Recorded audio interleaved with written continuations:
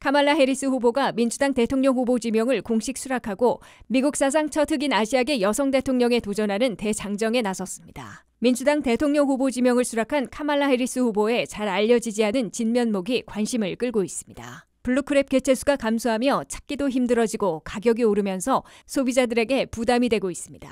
미 전역의 코로나 재확산으로 건강에 위협을 느끼는 미국민들이 증가하고 있습니다. 최근 미국의 시골 지역 임산부들은 경제적 이유와 더불어 의사 부족으로 산전 관리를 제대로 받지 못한 채 출산하는 경우가 증가한 것으로 나타났습니다. 시청자 여러분 안녕하십니까? 워싱턴 뉴스 투데이입니다. 카말라 해리스 후보가 민주당 대통령 후보 지명을 공식 수락하고 미국 사상 첫 흑인 아시아계 여성 대통령에 도전하는 역사적인 대장정에 나섰습니다. 해리스 후보는 수락 연설을 통해 중산층 출신으로 식료품과 주거비 등 생활비를 낮춰 미국의 중산층을 확장해 나가고 과거로 후퇴하는 게 아니라 미래로 전진하며 애국심을 고취시켜 나간다는 세 가지 주제를 내걸고 있습니다. 한면택 기자가 보도합니다. 현직 대통령으로부터 횃불과 바톤을 넘겨받은 지 단 한 달 만에 카말라 해리스 후보가 민주당 대통령 후보 지명을 수락하는 기록을 세우며 이제 유리천장을 깨고 사상 최초의 흑인 여성 대통령이 되려는 새 역사 쓰기에 나섰습니다. 카말라 해리스 후보는 목요일 밤 시카고 민주당 전당대회 마지막 날 피날레를 장식하며 최단 시일 내 거의 만장일치로 지명해준 민주당 대통령 후보 지명을 수락했습니다. 해리스 후보는 생애에서 가장 중요한 연설이 될 민주당 대통령 후보 지명 수락 연설을 통해 본인을 미국민들에게 다시 한번 소개하며 크게 세 가지 주제를 내걸고 집권 청사진을 제시했습니다. 첫째, 본인 스스로 중산층 가정 출신임을 소개하고 식료품 가격과 주거비, 처방약값 등 서민 생활비를 낮추는 데 주력해 미국의 중산층을 획기적으로 확장시켜 나가겠다고 다짐하고 있습니다. And unlike Donald Trump, I will always put the middle class and working families first.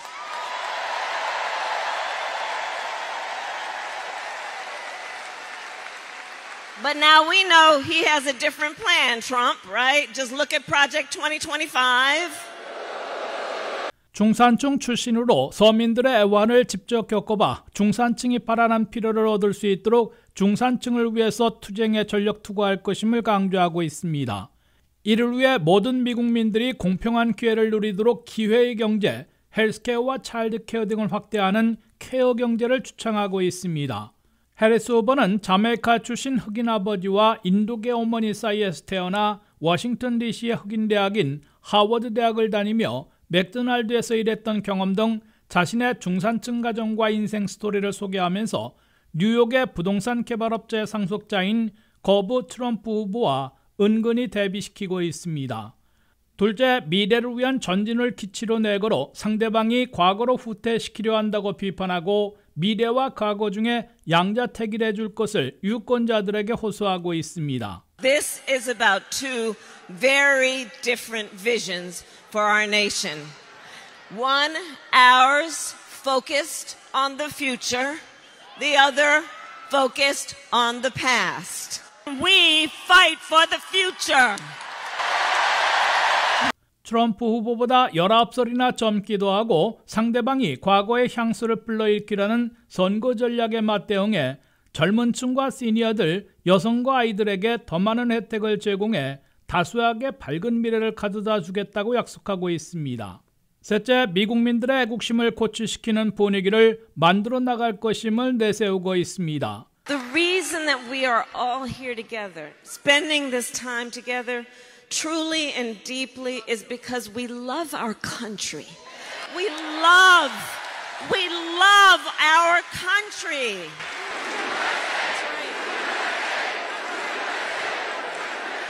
민주당 전국위원회는 5천여 명의 대의원들에게 USA 사인판을 나눠줬으며 미국에서 애국심으로 분열 대신 단합, 공포 대신 희망, 소수 독점 대신 다수 공평을 이야기하는 분위기를 되살리겠다고 강조하고 있습니다.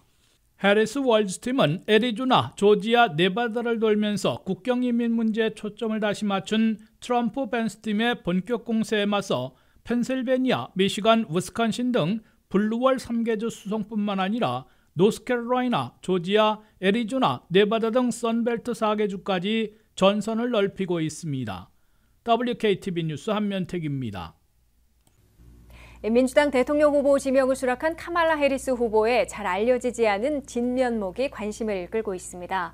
그녀의 이름 카말라는 인도의 연꽃을 의미하고 있으며 워싱턴 DC에 있는 흑인 대학 하워드 대학에 다닐 때 맥도널드에서 아르바이트를 하고 주말엔 내셔널몰에서 정치 집회에 참석했으며 키가 5피트 4인치, 163cm가 제한돼 당선되면 제임스 매디슨 대통령과 최단신 대통령 기록을 세우게 됩니다. 단 한 달 만에 새로운 민주당 대통령 후보에 올라 후보 지명을 공식 수락한 카말라 해리스 후보는 잘 알려지지 않은 진면목들이 화제에 오르고 있습니다. 카말라 해리스 후보는 7월 21일 조 바이든 대통령의 후보 사퇴로 사나흘 만에 새 민주당 대통령 후보 자리를 차지했고 한 달 만에 8월 22일 시카고 전당대회에서 민주당 대통령 후보 지명을 공식 수락했습니다. 대통령 후보 지명을 공식 수락한 날에 해리스 후보는 첫 퍼스트 젠틀맨이 되려는 남편 더그 에모프 변호사와 결혼 10주년을 맞은 날이어서 겹경사를 누리고 있습니다. 카말라 해리스 후보는 2014년 8월 22일 양측의 동시 친구의 소개로 에모프 변호사와 만났으며 두 자녀를 두고 있는 이혼남과 결혼해 10주년을 맞은 것입니다. 카말라 해리스 후보는 1964년 10월 20일 캘리포니아 오클랜드에서 자메이카 출신 흑인 아버지와 인도 출신 어머니 사이에서 태어나 곧 60세가 됩니다. 그녀의 이름 카말라는 인도의 산스크리트어로 연꽃이란 뜻이며 정확한 발음을 놓고 카말라는 카마에다가 라를 붙여 카말라로 부르면 된다고 설명했습니다.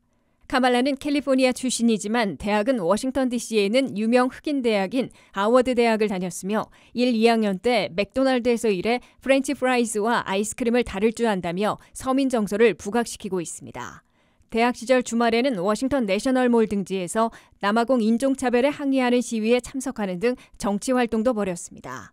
해리스 후보는 캘리포니아 주립대학 샌프란시스코 로스쿨에 진학해 고향으로 돌아간 후 캘리포니아주 변호사 시험에 첫 시도에선 낙방한 후 두 번째 시도에서 합격해 변호사가 됐습니다. 그 후 샌프란시스코 지역시장, 캘리포니아 주 법무장관 겸 검찰총장에 선출됐고 캘리포니아를 대표하는 연방 상원의원이 됐다가 조 바이든 대통령에 의해 부통령 자리에 올랐고 이제 미국의 47대 대통령에 도전하고 있습니다. 카말라 해리스 후보의 키는 5피트 4인치로 163cm가 채한돼 보통 여성으로서는 아주 작은 편이 아니지만 대통령에 당선되면 4대 제임스 매디슨 대통령과 함께 최단신 대통령 기록을 세우게 됩니다. 이에 비해 도널드 트럼프 후보는 6피트 3인치로 190cm가 넘으며 바이든 대통령은 6피트로 182cm 정도이고 버럭 오바마 전 대통령은 6피트 1인치로 185cm 정도여서 큰 차이를 보이고 있습니다.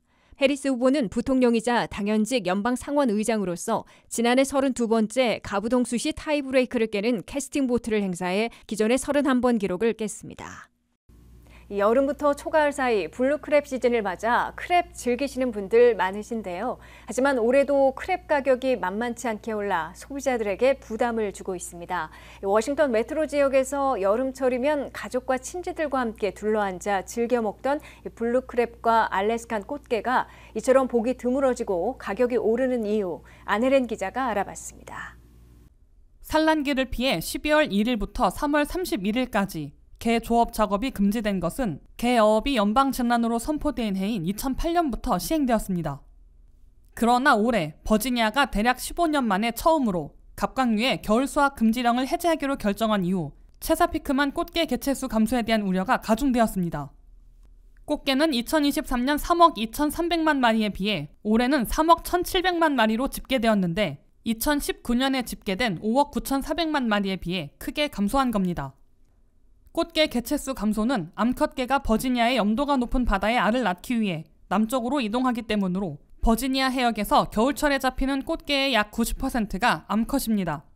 올해 암컷 꽃게 개체수는 1억 3,300만 마리로 지난해 1억 5,200만 마리, 2019년 1억 9,100만 마리에 비해 감소했습니다.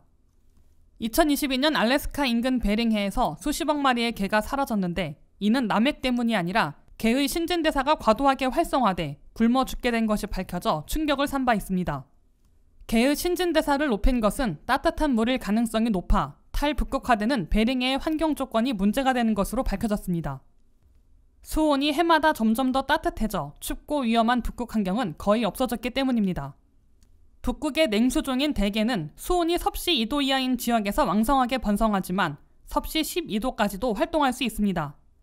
해양 폭염은 특히 개들에게 치명적으로 작용해 따뜻한 물이 개의 신진대사를 증가시키고 그 속도를 따라잡을 만큼 먹이가 충분하지 않게 돼 수십억 마리의 개가 결국 굶어 죽고 그 후 몇 년 동안 알래스카 어업이 황폐화되었습니다. 베링해의 따뜻함은 새로운 외래종들의 침입을 불러일으키고 있으며 대게처럼 위험하고 차가운 바다에서 오랫동안 살아온 생물들을 위협하고 있습니다. 일반적으로 바다에는 태평양의 대구와 같은 종들이 개의 극도로 추운 서식지에 도달하는 것을 방지하는 온도 장벽이 있습니다. 그러나 2018-19년 폭염 동안 태평양 대구는 평소보다 따뜻한 북극 바다로 이동하여 대게 개체수를 줄이는 데 일조했습니다. 환경 전문가들은 알래스카만의 태평양 대구와 같은 포식자의 이동과 먹이 분포 불일치의 환경 변화와 생태적 반응에 대응해야 한다며 북극 지역은 지구의 나머지 지역보다 4배 더 빨리 따뜻해지고 있다고 경고했습니다. WKTV 뉴스 안혜련입니다. 미국 대부분 지역에서 코로나 바이러스 감염이 증가해 2년 만에 대유행할 조짐을 보이고 있습니다. 최근 유행하고 있는 오미크론 하위 변이들은 확산세가 빠르고 중증도 이전과 크게 다르지 않을 것이란 전문가들의 분석이 나오면서 코로나는 이제 감기 수준이라는 인식 또한 변해 건강에 위협을 느낀다는 미국민들이 더 많아지고 있습니다. 김미영 기자의 보도입니다. 코로나 바이러스가 유행한 지 어느덧 긴 시간이 흘러 이 바이러스가 계절성 독감보다 심하지 않다는 인식이 널리 퍼져 있었습니다. 그러나 현재 미국민의 3분의 1 가까이가 코로나19를 건강에 대한 위협으로 여기고 있습니다. 여름철 코로나19 감염이 급증하며 바이러스에 대한 우려가 높아져 위험을 느끼는 미국민이 증가한 것입니다. 현재 20개 이상의 주에서 감염이 증가하고 있으며 식품의약국은 이번 주에 업데이트된 백신을 승인할 것으로 예상되고 있습니다. 악시오스의 설문조사에 따르면 응답자의 32%는 코로나19가 건강에 크거나 중간 정도의 위협을 초래한다고 답했습니다. 이는 6월 초에 27%였던 것에 비해 높아진 수치입니다. 이들은 코로나 바이러스를 호흡기 세포 융합 바이러스 또는 기타 호흡기 질환의 위험과 거의 같은 수준으로 위험을 평가했습니다. 많은 미국민들이 코로나 감염이 건강에 중대한 위험이라고 믿고 있지만 마스크를 착용하는 미국민은 여전히 낮은 수준입니다. 지난주에 공공장소에서 마스크를 착용했다고 답한 사람은 13%였습니다. 이는 지난 6월 14%였던 것과 비교하면 변함없는 수치입니다. 집에서 코로나19 검사를 받았다고 답한 사람의 수는 6월보다 약간 증가해 15%에 달했습니다. 또한 5%만이 지난 3개월 동안 코로나 백신이나 추가 접종을 받았다고 답했습니다. 미국민의 52%가 팬데믹이 끝났다고 동의했는데 이는 봄의 57%보다 5% 감소한 수치입니다. 또한 미국이 또 다른 팬데믹이나 광범위한 건강위기에 대처할 준비가 충분히 되었다는 데는 35%만이 동의했습니다. 현재 미국민들은 코로나19와 더불어 비만과 오피오이드, 펜타닐을 미국 공중보건에 대한 가장 큰 위협으로 보고 있습니다. 미국민 4명 중 3명은 정부가 약물 과다 복용으로 인한 사망자 수를 줄이기 위해 더 많은 노력을 해야 한다고 생각하며 대다수의 미국민이 오피오이드와 펜타닐 사용이나 과다 복용으로 인한 사망을 줄이는 많은 정책이 중요하다고 생각합니다. WKTV 뉴스 김미현입니다. 임신을 했다면 꾸준히 산부인과에 방문해 산전 관리를 받아 건강한 산모와 태아 상태를 유지해야 하는데요. 그러나 최근 경제적 이유와 더불어 의사가 없는 무의촌 지역에서는 의사 부족으로 산전 관리를 제대로 받지 못한 채 출산하는 비율이 증가하고 있다고 합니다. 류령화 기자가 보도합니다. 임신 여부를 확인했다면 산전 관리, 즉 출산 전 정기적으로 병원에 방문해 산모와 태아의 건강을 확인해야 합니다. 하지만 질병통제예방센터 CDC의 출생직면서 분석에 따르면 임신 중 산부인과 의사의 진찰을 전혀 받지 않은 여성의 비율이 2022년 2.2%에서 2023년 2.3%로 증가한 것으로 나타났습니다. 벤터빌트 대학교 의료센터의 심장산부인과 의사인 캐서린 린들리 박사는 0.1%의 증가일지라도 그 위험성을 강조했습니다. 임신 중에는 태아의 선천적 결함이나 비정상적으로 높은 혈압 등 잠재적인 건강 문제를 파악하기 위해 꾸준한 태아의 모니터링이 필요하며 산모의 경우 임신과 관련된 고혈압은 뇌졸중이나 발작 또는 심장마비와 같은 합병증을 유발하여 심각한 질병이나 사망으로 이어질 수 있어 산전관리는 필수라고 말했습니다. 듀크 대학교 산부인과 부의장인 브레나 휴즈 박사는 그 원인으로 산부인과 의사의 부족과 임산부들의 경제적인 상황을 언급했습니다. 병원이 즐비한 도시들과는 달리 무의촌, 즉 의사가 없는 시골 지역에서는 산모가 갈 병원이 없어 그 피해를 고스란히 산모와 태아가 받고 있는 것입니다. 휴즈 박사는 많은 카운티에서 산전관리를 위한 의사를 찾을 수 없다며 산전관리를 받기 위해 다른 지역으로 이동할 수 없는 것이 많은 임산부들의 현실이라고 지적했습니다. 특히 미국 남동부 지역에 사는 여성들이 가장 큰 영향을 받는 것으로 나타났습니다. 뿐만 아니라 메디케이드 적용 범위가 확대되지 않은 주에 거주하는 여성들이 가장 큰 피해를 입었습니다. 산전 초음파를 확인하는 경우 보험이 적용되지 않으면 평균 $200에서 $300이며 보험이 적용되면 최대 $200까지의 비용이 발생합니다. 산전의사에게 진료를 받는 경우 보험이 적용되지 않으면 평균 $100에서 $200이며 보험이 적용되면 최대 $300까지 비용이 발생합니다. 이러한 이유로 건강보험에 가입하지 않은 산모들은 산전관리 비용을 감당할 수 없어 병원이 있어도 가지 못하는 상황에 처한 것입니다. 질병통제예방센터 CDC는 임신 중 사망하는 여성들을 위한 정책뿐만 아니라 임신 전 산모들이 건강하게 태아를 낳을 수 있도록 지원이 필요한 때라고 강조했습니다. WKTV 뉴스 류령아입니다. 이상으로 워싱턴 뉴스투데이를 마치겠습니다. 시청해주신 여러분 고맙습니다.